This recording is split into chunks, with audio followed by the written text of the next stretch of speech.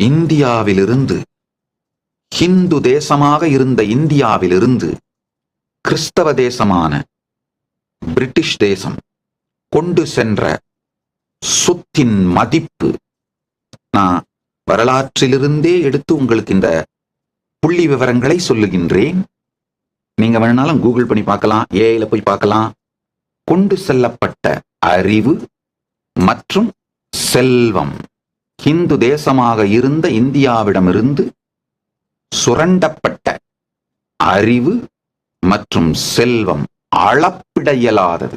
இவைகளையெல்லாம் சுரண்டிக் கொண்டு நம்முடைய எல்லா பிரச்சனைகளுக்கும் நமது சனாதன இந்து தர்மம்தான் காரணம் என்று நம்மை மூளைச்சலவை செய்து நம்மை நம்ப வைத்து விஷத்தை நமக்குள் விதைத்து விட்டு, இந்த விஷத்தை நமக்குள்ள விதைச்சதுனால அவர்கள் யார் மீதும் நம்முடைய சந்தேகம் வராமல் அவர்கள் பார்த்து கொண்டார்கள்.